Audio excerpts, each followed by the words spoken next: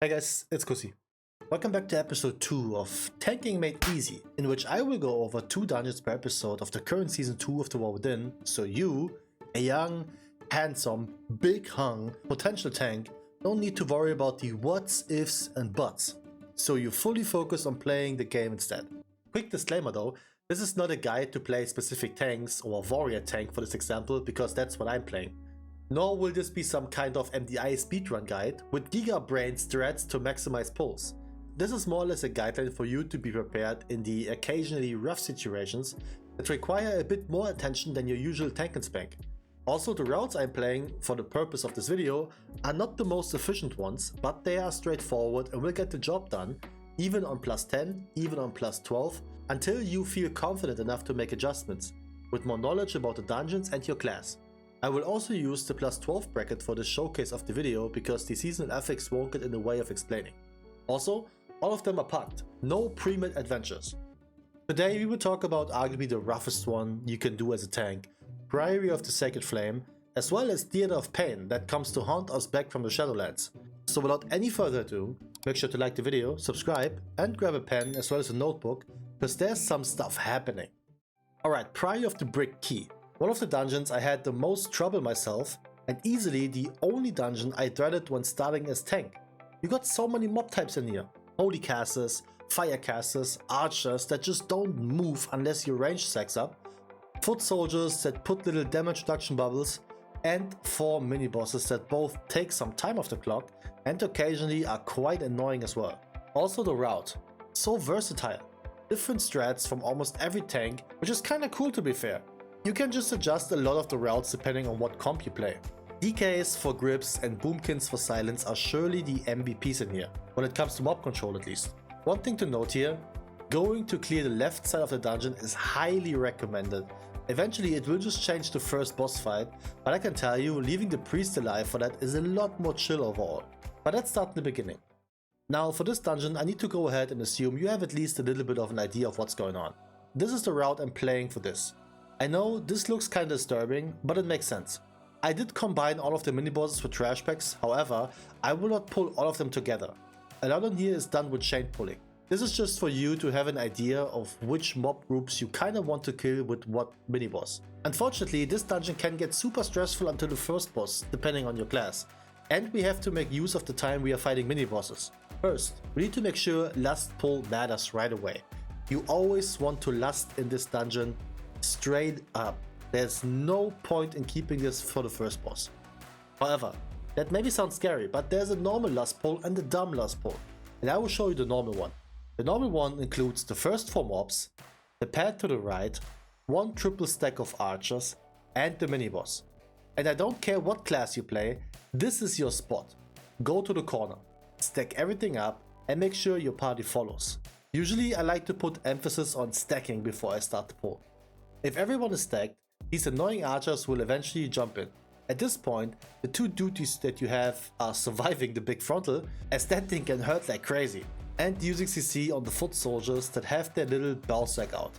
Because we stacked them with the boss, having a pretty significant damage reduction on him will prolong the pull in a way that you may run out of cooldowns. Disregarding of your class, this is one of the more rougher pulls for sure, so don't be cheap with the defensives. Next, you preferably want to make use of the time until the Guardian mini-boss appears and start to pull the next 2 packs. I like to use LOS in order to stack them easily if I don't have a DK. However, I didn't communicate that, which is why the druid bit the dust. I just like to get them away from the 3rd pack so we don't make it extra messy. We will eventually pull those 3 mobs anyways, but since we just burned through our cooldowns, we have to do it a bit slower. While in combat with chainmail, you also want to make sure you don't randomly stack too much, since she occasionally jumps onto a target and applies a bleed. And if people are close, everybody in impact distance gets one, and that eventually makes your healer rage quit. Though, after that, first tricky situation. We need to skip something. Now, usually I'd say, just play it. However, this pack is beyond insane and I highly advise you to skip this at 10 or above. For sure. 4 archers will make not only your life, but your healer's life living hell. You can't stack them, they damage everybody, so just be patient. When you see the opening, run. Your next pull depends on the positioning of the patrolling gang. I'd personally like to play the pet first, so it can't get body pulled. But occasionally they are far away, So you just go to the stairs, grab the group next to it and then add one pack from downstairs. Sometimes rangers just love standing in their own little zip code, so if you see danger, let them know.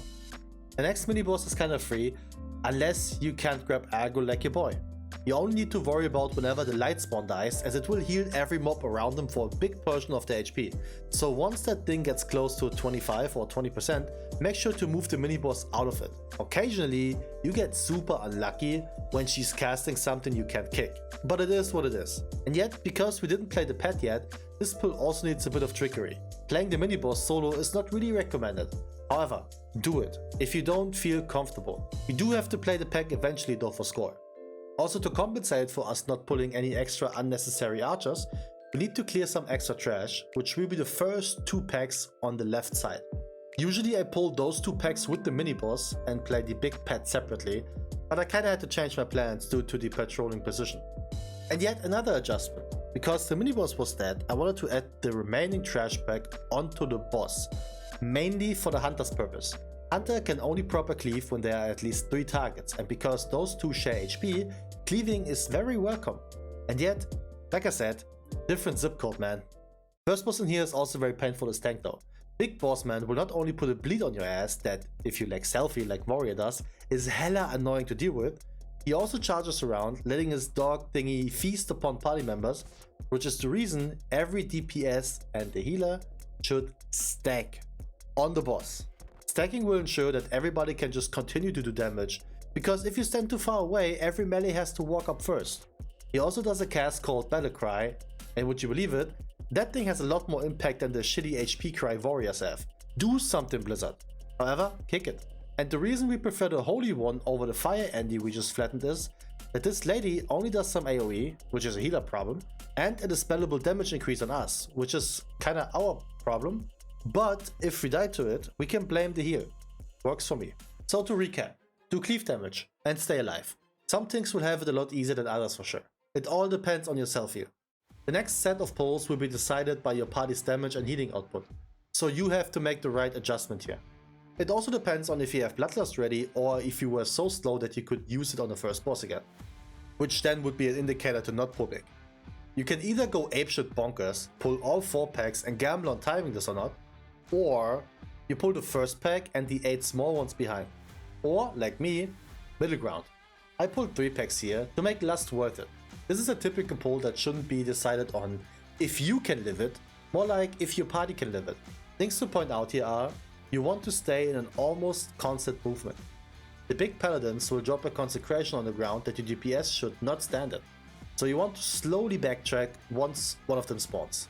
Furthermore, we do have some casters in there that really require some kicks. If they free cast onto the party, that can be super nasty if the Paladin's Divine Toe spell, which is that thing that trucks your entire party every now and then, goes off at the same time. Good thing is, once you survive this pull, you can just freely clear the rest of the area. You make decisions here. Double pull if you want, if you felt like your party was handling the earlier pull nicely. And then we await Baron Brown Pike. Not only does Brown Pike sound like a sex thing, he also tries to show you his hammer of purity, which, you guessed it, also sounds like a sex thing. Naughty, naughty, you teasing me. Also kinda sus coming from a man of church. Since I assumed you did this boss every now and then, we don't go into much detail here. The 2 tips I give to you are, try to keep your party stacked as much as you can, and then move them around from the hammer. Ping if necessary. Those hammers will one-shot if they get the chance, so don't mess around. So you know the drill. Spawn the hammers, get away, watch where he spawns his orbs, wait out the castigator shield, and then soak the orbs. However, one tip here. If you have cooldowns to use, take 2 orbs, especially if you're a tank that has some sort of self-heal. It just really takes pressure off the party. Every second ball spawn, there are 5 of them to soak, and if you can grab 1 right away, you can wait out the debuff and then take another one before the big explosion happens. So whatever you do, never take 3. Take 1 if you have no cooldowns, take 2 if you have one. And ultimately, if you have to, wait it out and take 1 towards the end. There's no need to stress this. The trash afterwards is pretty much a combination of what we encountered so far. The key is not to overpull and backtrack them. Don't forget, we got a nasty pet running around, and you do not want to accidentally add them. But then again, you kinda have to double pull, besides the mini boss pack. So take the one in the front with the one right behind it. Then take the right side pack with one bigger guy that is also moving around a little bit and make sure to backtrack them. Very, very important. Then, depending on where the big party is, you can either pull those or you can grab the mini boss with his 2 healers. Just make sure, again, to backtrack them. Either kick them, grab them, whatever you have in your toolkit, use it. Otherwise they will pull the pack. And if you're not sure how far you backtrack, further than you think. Thanks, Captain Obvious. The final warning goes out to the mini boss. I cannot emphasize enough how much this dude hurts. For everyone involved. Use damage cooldowns, use defensive cooldowns. This dude claps your cheeks so hard, even Diddy was afraid of him. Damn! And if you played the route your boy presented to you, you get to a clean 100% no overpulling. Final boss, I won't even mention that. Don't get blinded, that's it. Now then, that was a long one. Insanely long for a 3-boss dungeon for sure, but there's a lot going on. And keep in mind, the information of this will be very viable for a while, because Priory will stay for Season 3, guaranteed. What dungeon won't stay, thank the lords for that, is Theater of Pain. Hailing from the Shadowlands, rightfully, because if there's a place this shithole can be, it's hell. But we have to deal with it now, and thankfully this dungeon with 5 bosses isn't even close to be as annoying or deep as Priory. So before you start in here, we need to be able to answer 2 questions. First, do we have a skip to the first pack? We either need a Demon Hunter, a Priest, a Warlock with Horrify, or a Rogue to skip the first 3 mobs. Apparently there's also a way with Evoker, but I don't trust that. The next question is, do we have a Warlock? Warlocks would do you so many favors in this dungeon. The biggest one would be a fail-safe skip for the final mini-boss during the Colosseum wing. Now you can technically skip that mob without a Warlock, but I will not recommend that on the park run. But let's take it like I have it on the footage. We can skip the first pack, which means we pull the bull guy onto the first boss and lust all of it down. The energy spell is none of our business, unless you are a Guardian Druid, so we focus on the boss instead. And there are no tips to play here. You can ping for the party together at a certain point, so the goo area won't spread in the middle, but other than that, there's nothing to make it easier for you. The only thing you have to be mindful of is the Mortal Strike. Now usually I just YOLO whenever it comes to deciding the first swing to play, and I went with the Undeads for some reason. Only important thing in this entire wing are the Sludge Spewer. Besides dotting the party, they also do some mad AoE spell that furthermore dots up everyone, and that can become a big problem very quickly. And let's be honest, I go ahead and assume you all have seen how to skip the big one dude, just don't pull him. And that already sums up the important parts in here. Kick the Spewer spell and dodge the burp fart combo from the big boy, because this will disorient you, which then gets all your party messed up. Now in hindsight, doing this swing first ain't the play, because you kinda want to pull the last 2 mobs into the boss and lust it, and it's kinda worth doing that. Yet even if you don't have lust, it's doable. After all, the pressure's only on the tank, so you can deal with that heat. During the boss fight, ensure safety of your party by getting threat of the ever spawning adds, and keep track of the big tank buster called Hateful Strike. That thing legit hurts on a certain key level, so be mindful, use defenses. Disregarding, you kinda need to do the Colosseum wing before doing the Lich area, because it all depends on if you manage to get past the 3rd mini boss or not. We still tried it, and it was super wonky because my tiny ass legs got stuck. But we managed, and since there's nothing to mention in this wing besides dodging round effects, I will simply show you the difference in routes if you manage to skip. But first, the last wing. In here the first thing you want to do is to pull all of these little ghosts to the end of the hallway, around the corner, and then take the big boy as well. If you are a paladin, use sacrifice on a target with a debuff, or even better, if you're a Guardian Druid, use decurse. Don't rely on anybody else decursing. Other than that, use some AoE, stuns, knockups or kicks to reduce the party's damage taken. Now, very important, use the left side portal. Always. You always want to go left with pucks. It's just so much easier. I do not understand people who willingly go to the right side. Once you arrive at the first bigger platform, there are 2 things you want to do. First, focus the Bonecaster. Period. That thing will annihilate your backline without asking questions, so make sure they drop without doing 1 cast. Mind you, this is an absolute priority of the entire party. Then the compensation starts. You see, because we skipped the last mini-boss, we now lack 7.38%, which means we need to pull more trash otherwise. And this is why you play the Colosseum area before coming here, so you can compensate. And believe it or not, there's a right way and a wrong way to do this. The wrong way is to pull more Bonecasters. Again, they don't mess around. And in a puck scenario, where kicks and CC overlap are on the daily occurrence, they will get their casts out. So you, instead, pull the Soulbinder and the Little Ghosts. Each of these packs will grant you a 3.7% trash count, so pulling 2 packs compensates for the skip. Quick maths! You can even take it one step further, by taking this pack to the right and then both of these Soulbinder packs on the next platform, which again, left side. Always left. If you have all 3 of them packs, you will ensure a 100% trash count by the end of this area. And I do that every time. This makes the final boss easier and more chill later on, since you don't have to play the beginning pack we skipped on the boss. And again, if you're a Guardian Druid, use the cursives while fighting the Dark Speaker. Makes your DPS or healer's life so much easier. You have no idea.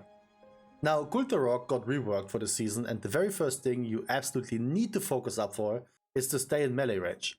If there's nobody in range, this dude will escalate so quick that all of your hopes and dreams of timing this are done and dusted. Problem number 1, the rotating balls. Just ignore them, deadass. If you don't want to run around, you can simply run through them. You don't even have to use a defensive. However, if you have something like Ignore Pain that you can just use on demand, do that. The second mechanic for us to be worried about is Draw Soul. With this one, we technically all need to stack. Sort of. Because remember how I said you need to stay in melee range? That still applies. Matter of fact, a little copy of you will always spawn at the edge of the platform. Always. So there's no need to actually stack, you just need to be in one line towards the boss. And then you obviously can help. Use CC that will delay their movements towards the boss if you are in range. Shockwave, Sigil of Chain, maybe Gorfiend's Grip, something like that.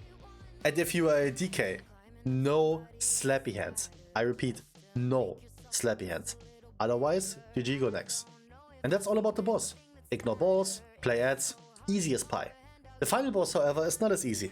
Occasionally quite stressful even for us, for 2 specific reasons.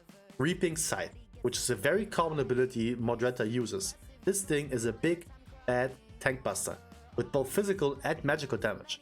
Which, by the way, you can't spell reflect anymore like you could in Shadowlands, sorry for my warrior brothers. However, needless to say, this ability slaps the shit out of you. So rotate your cooldowns for it. Since we're on the topic, you can still use spell reflect just to minimize the damage taken. And yet, that's not the stressful part. That will come once Reaping Scythe overlaps with Manifest Death. During that debuff, the entire party, including you, will take a mad chunk in magical damage and spawn an ad.